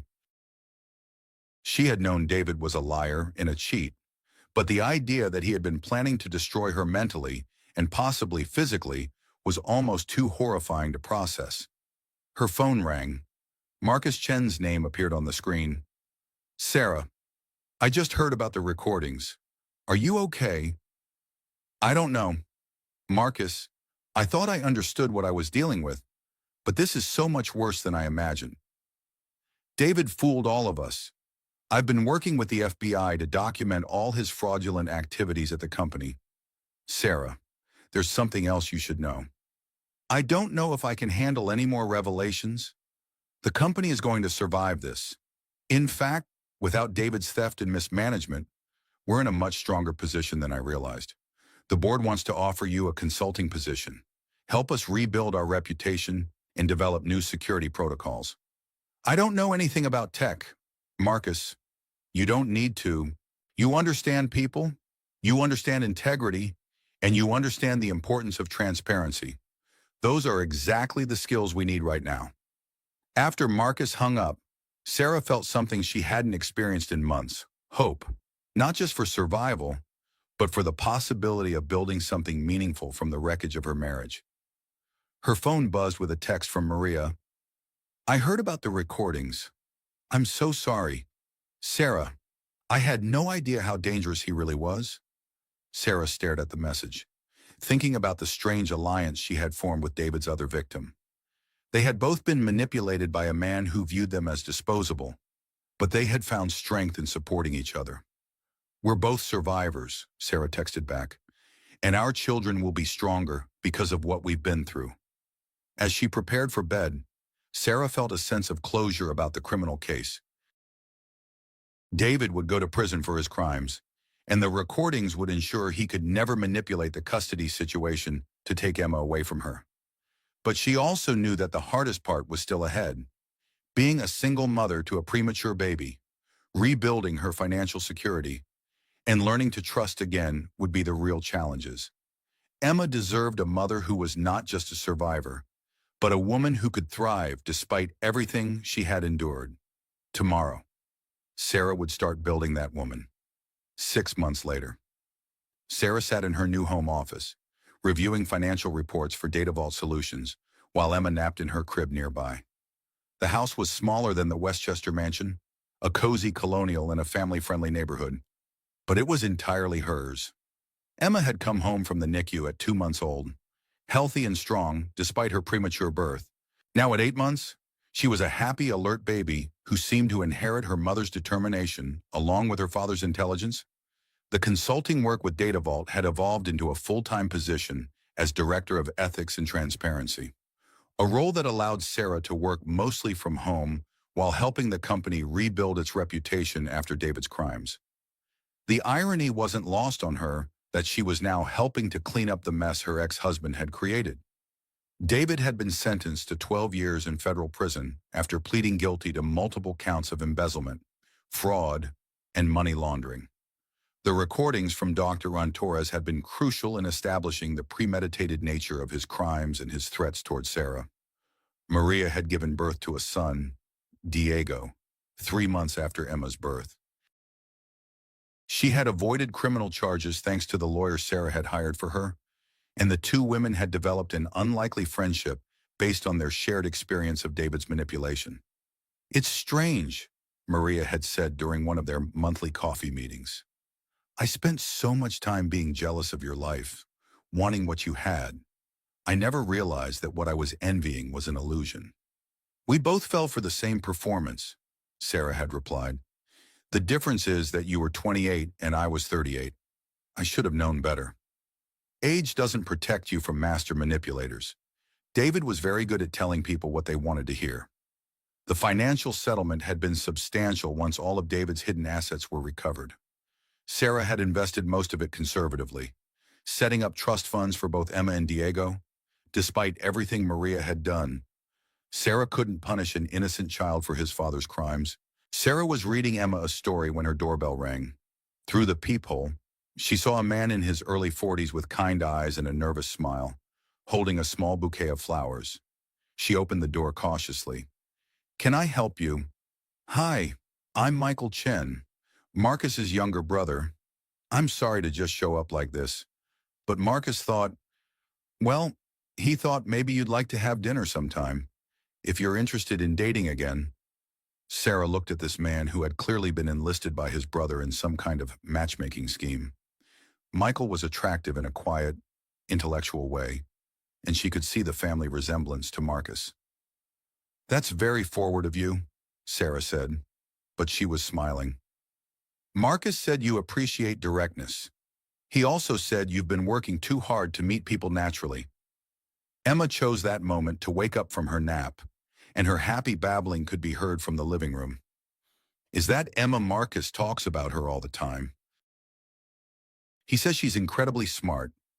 Would you like to meet her? Sarah asked, surprising herself with the invitation.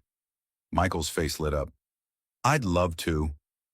Emma was indeed an exceptionally alert baby, and she seemed to take to Michael immediately, reaching for his glasses and laughing when he made silly faces. She's beautiful. Sarah, you should be very proud. I am. She's been through so much already, but she's such a fighter.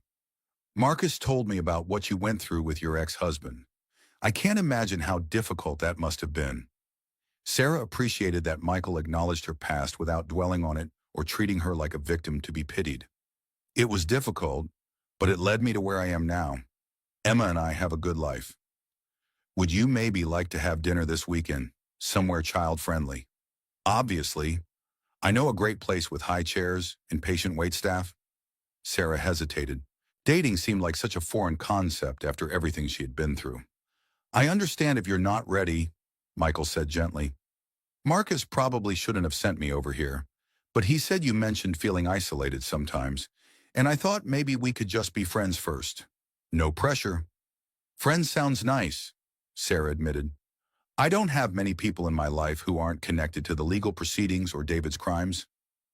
That weekend, Sarah found herself enjoying her first social evening in over a year. Michael was easy to talk to, funny without being overwhelming, and wonderful with Emma. He was a pediatrician, which explained his natural comfort with children. I have to ask, Sarah said over dessert while Emma played with her toy keys in her high chair. Did Marcus really just suggest you ask me out? Or is this some kind of elaborate setup? Michael laughed. It was elaborate. Marcus has been talking about introducing us for months, but he was waiting for the right time. He said you needed to focus on Emma and the legal stuff first. And now he thinks I'm ready to date. He thinks you're ready to have adult conversations with someone who isn't a lawyer, a doctor, or a federal agent. Sarah realized Marcus was probably right. Her world had become very small, focused entirely on Emma's needs and the aftermath of David's crimes. What about you? Any ex-wives or criminal conspiracies I should know about? Just one ex-girlfriend who left me for a dermatologist with better hours and a vacation home in the Hamptons. Very boring compared to your story. Over the next few months, Sarah and Michael developed a comfortable friendship that gradually evolved into something deeper. He was patient with her trust issues, understanding about her fierce protectiveness toward Emma, and never pressured her to move faster than she was comfortable with. I like that he treats Emma like she's already part of his life, Sarah told Jennifer during one of their regular lunches. Not like an obstacle to overcome or a burden to tolerate. That's because he's a grown-up, Jennifer replied. Unlike some people we could mention. Sarah had been following David's situation through the legal system. He had been transferred to a federal prison in Pennsylvania, and according to his lawyer, he was having a difficult adjustment. He had filed multiple appeals, all of which had been denied, and had requested visitation rights with Emma. Absolutely not, Sarah had told Jennifer. Emma doesn't need that kind of confusion in her life. The court agreed. Given the recordings of his threats and his demonstrated willingness to manipulate his children for personal gain, supervised visitation was denied. Sarah felt relief and sadness in equal measure. Emma would grow up without knowing her biological father, but she would also be protected from his toxic influence. One evening, as Sarah was putting Emma to bed, her daughter said her first clear word, "Mama." "That's right, sweetheart. Mama loves you so much." Emma smiled and reached for Sarah's face with her tiny hands, and Sarah felt overwhelmed with gratitude for the life they had built together. Her phone rang as she was leaving Emma's nursery. Maria's name appeared on the screen. "Sarah, I have news. I got the job." Maria had been working toward her nursing degree while raising Diego, and she had just been offered a position at the local children's hospital. "That's wonderful, Maria. You've worked so hard for this. I wanted to thank you again for everything you've done for us. The lawyer, the financial help while I was in school, the references for the job. I know I don't deserve your kindness after what I did to your marriage. Maria, we've been through this. David manipulated both of us. What matters now is that we're both building good lives for our children." Diego asks about his daddy sometimes. I don't know what to tell him. Tell him the truth, in age-appropriate ways, that his daddy made some very bad choices and has to face the consequences. That it doesn't mean Diego is bad, and it doesn't mean he's not loved. Thank you for everything. After hanging up, Sarah looked around her small but comfortable home. The walls were decorated with photos of Emma's milestones, artwork from her support group friends, and inspirational quotes that had gotten her through the darkest days. One quote, from Maya Angelou, had particular meaning. "There is no greater agony than bearing an untold story inside you." Sarah had told her story, in court and to the FBI, and eventually in a blog she had started for other women dealing with financial betrayal in marriage.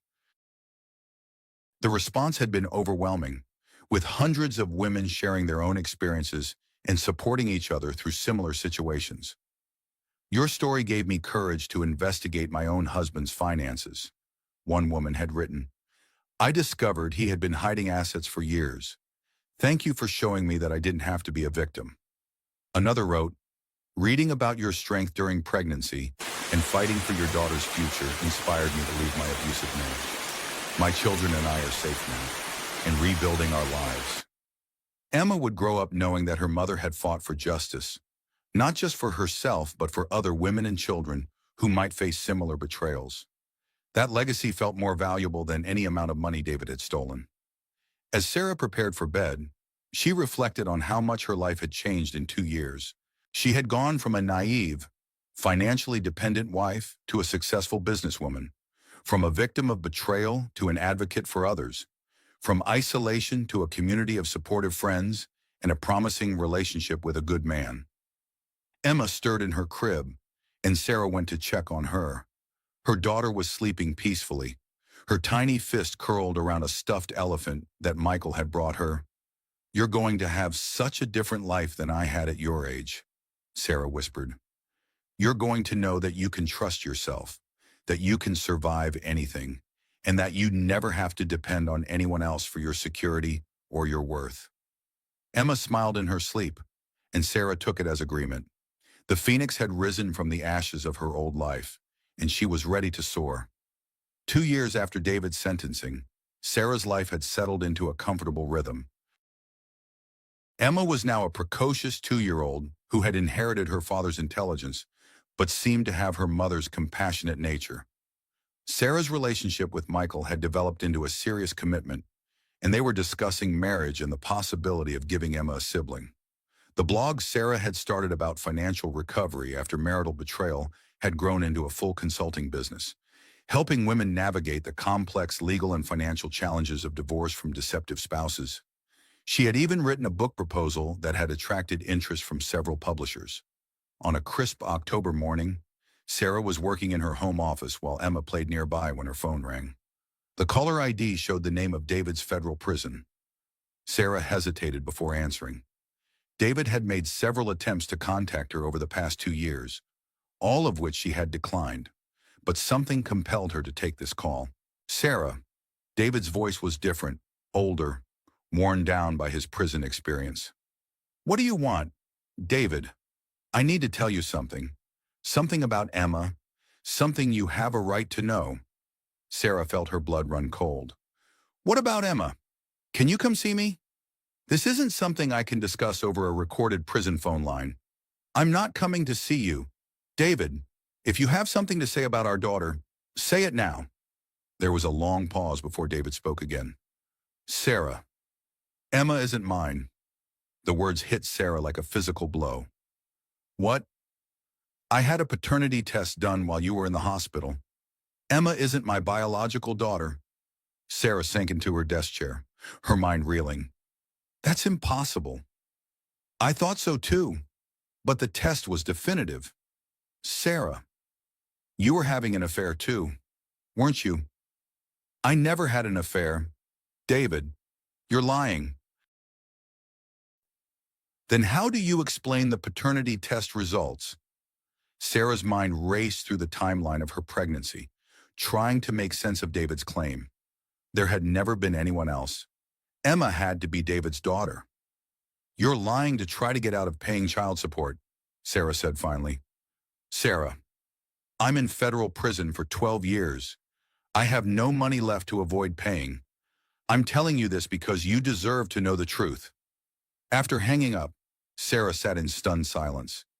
Emma was playing with her blocks nearby, completely unaware of the bomb her father had just dropped into their lives.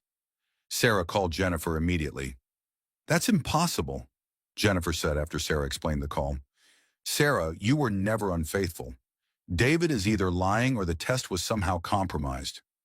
What if he's telling the truth? What if Emma isn't his daughter? Then we need to find out who her father actually is.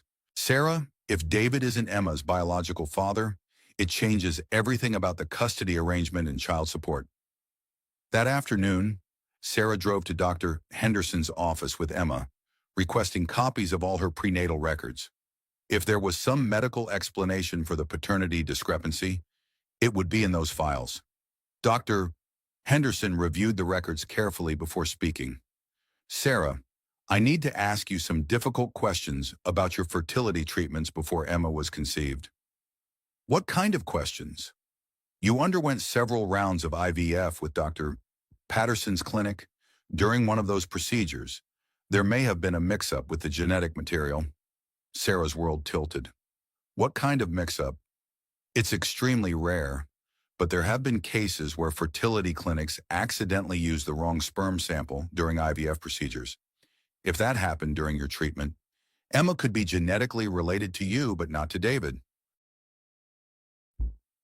The possibility that Emma was conceived using another man's sperm during fertility treatment was almost too shocking to process.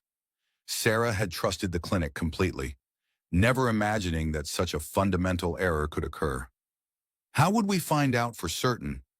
We would need to contact Dr. Patterson's clinic and request a full investigation of their procedures during your treatment cycle.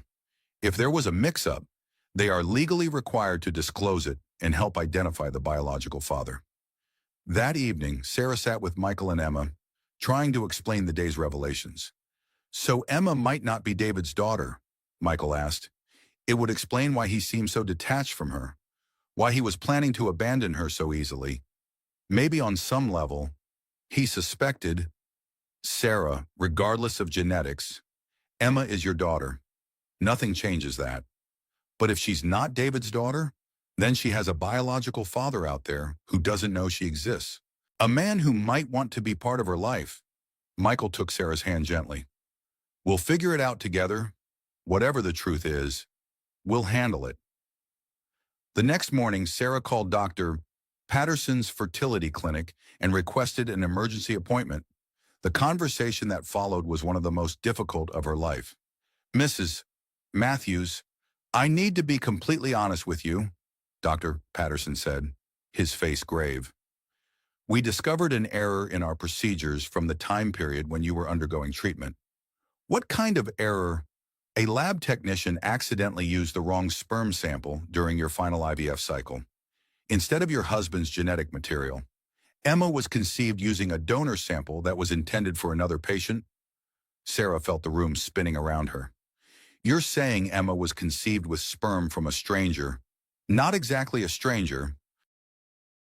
The donor was a medical student at the time, someone who regularly provided samples for our donor program.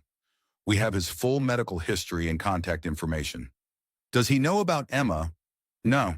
Sperm donors typically don't expect to be contacted about specific pregnancies, but given the circumstances, we have an obligation to inform him about the error and Emma's existence. Sarah thought about Emma, playing happily at daycare, unaware that her entire genetic history was about to be rewritten. What's his name? Dr. Patterson consulted his files. Dr. James Wright. He's currently a pediatric surgeon at Children's Hospital of Philadelphia.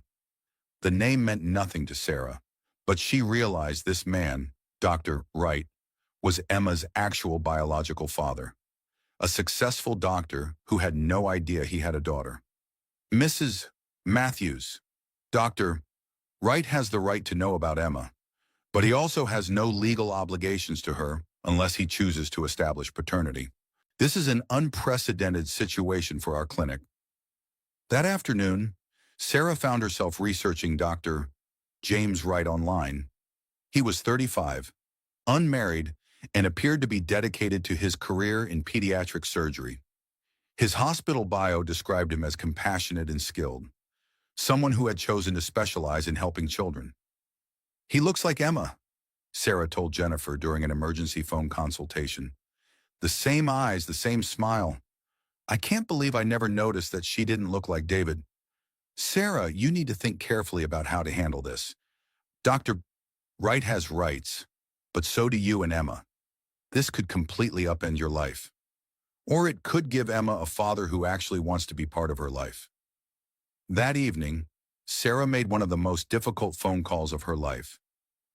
Dr. Wright, this is Sarah Matthews. I got your number from Dr.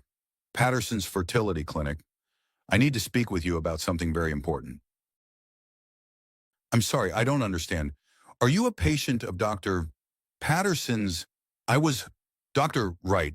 There was an error during my IVF treatment 2.5 years ago. An error that resulted in my daughter being conceived using your genetic material instead of my husband's. There was a long silence on the other end of the line. I'm sorry. What did you say? You're my daughter's biological father. The clinic used your sperm sample by mistake during my fertility treatment. Another silence. Even longer this time. Mrs. Matthews, I think I need to sit down for this conversation. Over the next hour, Sarah explained the entire situation to Dr.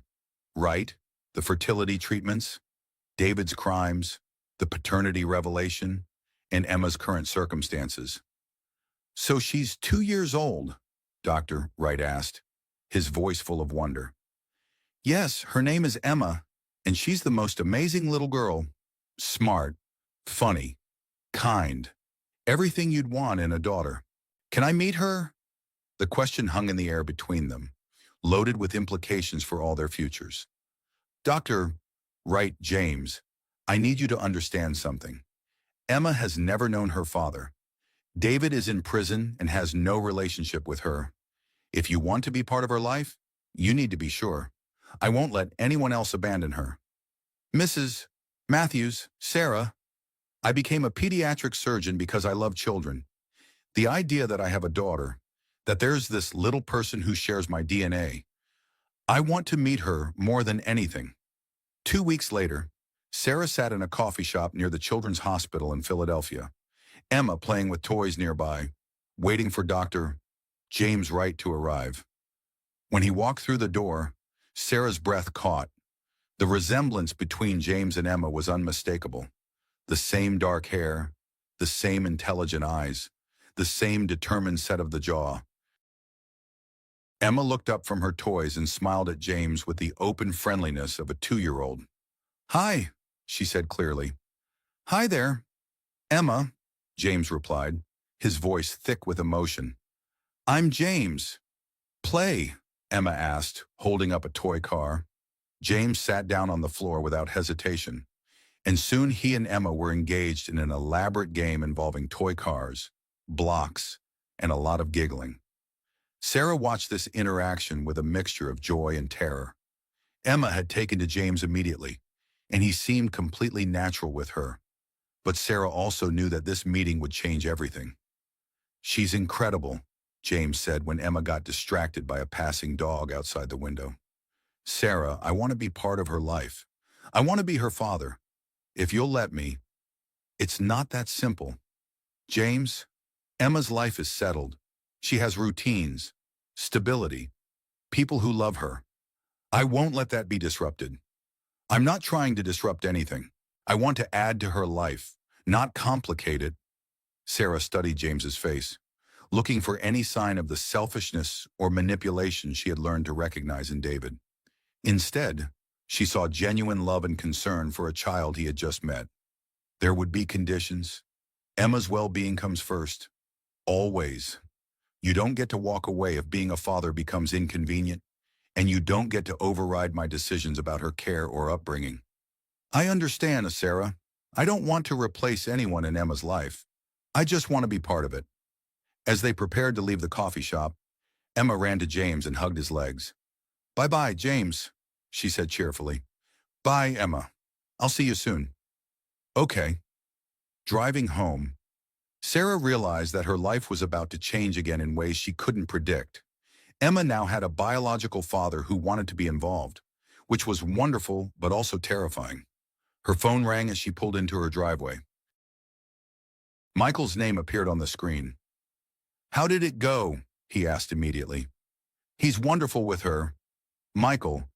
He's everything David never was. Genuine, caring, present. Emma loved him immediately. And how do you feel about that? Sarah sat in her car for a moment, watching Emma sleep in her car seat. Scared, happy, confused. All at the same time. Want me to come over? We can talk about it. Yes, please, I need to process all of this. Over the next few months, James gradually became part of Emma's life. He visited twice a week, took her to the zoo, read her bedtime stories over video calls, and sent her pictures and videos from his work at the hospital. Emma began calling him Daddy James, which made Sarah's heart both sore and ache. The legal aspects were complicated. David's parental rights had to be formally terminated, which he contested initially, but eventually agreed to when faced with the DNA evidence. James went through the process of establishing legal paternity, but he insisted that Sarah retain primary custody. I want to be Emma's father, but you're her mother in every way that matters, James told Sarah during one of their regular coffee meetings. I don't want to disrupt the life you've built for her. Sarah appreciated James's respect for her role, but she also found herself developing unexpected feelings for this kind, intelligent man who had embraced fatherhood so completely. The situation was complicated by her relationship with Michael, who had been understanding but was clearly struggling with the changes in their family dynamic. I love Emma like she's my own daughter, Michael told Sarah one evening after James had left from a dinner visit. But I can see that she's bonding with James in a way that's different, special. That doesn't mean there's no room for you in her life. Michael, I know, but I also know that you're developing feelings for James. I can see it in how you look at him, how you talk about him. Sarah wanted to deny it, but Michael was right. Watching James with Emma, seeing his natural parenting instincts and his genuine care for their daughter, had awakened feelings she hadn't expected. I don't know what I'm feeling, Sarah admitted. This whole situation is so complicated. Maybe you need some time to figure it out, without the pressure of trying to maintain a relationship with me while exploring whatever this is with James. Michael's generosity in the face of a difficult situation only made Sarah care for him more. But she also knew he was right. She needed clarity about her feelings and what was best for Emma. 6 months after meeting James, Sarah made a decision that surprised everyone, including herself.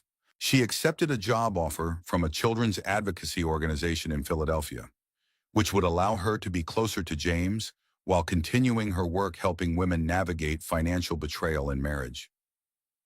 Are you sure about this? Jennifer asked during their final lunch together before Sarah's move. You're giving up everything you've built here. I'm not giving it up. I'm expanding it. The organization wants me to develop a national program for women dealing with financial abuse. It's a chance to help even more people. And it has nothing to do with wanting to be closer to Emma's biological father. Sarah smiled. It has everything to do with wanting Emma to have the best possible relationship with her father, and maybe wanting to see where this connection between James and me might lead. The move to Philadelphia was easier than Sarah had expected. Emma adapted quickly to her new daycare, and James was able to spend much more time with her. Their relationship evolved naturally from co-parenting to friendship to something deeper. I never expected to fall in love with someone this way, James told Sarah one evening as they watched Emma play in the park near their new apartment. Through our daughter, because of our daughter.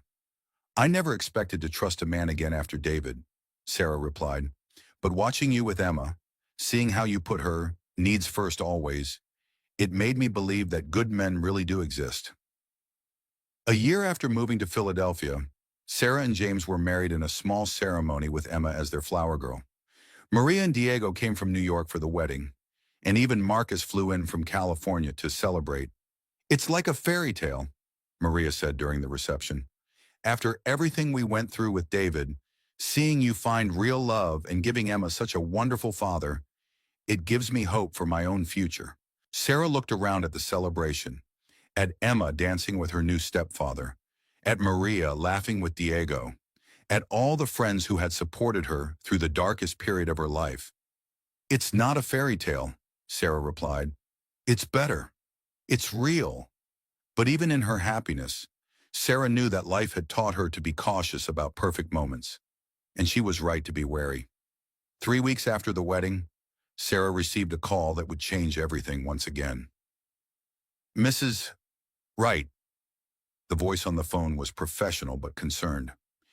This is Detective Morrison from the Philadelphia Police Department. We need to speak with you about your husband, Dr. James Wright. Sarah's blood ran cold. What about my husband? There's been an investigation into irregularities at the fertility clinic where he was a sperm donor. We have reason to believe that what happened with your daughter wasn't an accident. The words hit Sarah like a physical blow. What do you mean Dr.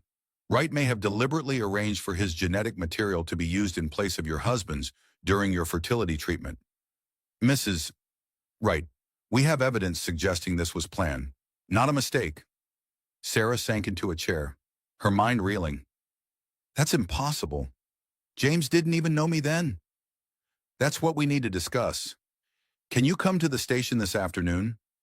At the police station, Detective Morrison presented Sarah with evidence that shattered her world once again. Financial records showing payments from James to a lab technician at the fertility clinic, text messages discussing the substitution of genetic material, medical records indicating that James had specifically requested information about Sarah's treatment schedule. We believe Dr. Wright became obsessed with you during your fertility treatments, Detective Morrison explained. He was a medical student doing rotations at the clinic, and he had access to patient files. He saw your photo, learned about your situation, and developed an unhealthy fixation. Sarah stared at the evidence, unable to process what she was seeing. You're saying James deliberately sabotaged my fertility treatment to father my child. That's exactly what we're saying. Mrs. Wright, your husband has been planning this relationship for over 3 years. Everything that's happened, meeting Emma, developing a relationship with you, the marriage, it was all orchestrated. The detective's words echoed in Sarah's mind as she drove home in a daze. James had manipulated her just as surely as David had, but in a completely different way. Where David had been cruel and selfish, James had been patient and loving, but both men had stolen her agency, her right to make informed choices about her own life. When she arrived home, James was in the kitchen making dinner, while Emma played with her toys nearby. He looked up with the warm smile that had made Sarah fall in love with him, and she felt sick to her stomach. How was your day, sweetheart? James asked, kissing her cheek. The police called, Sarah said quietly. James's expression didn't change, but Sarah saw something flicker in his eyes. Police? What about the fertility clinic?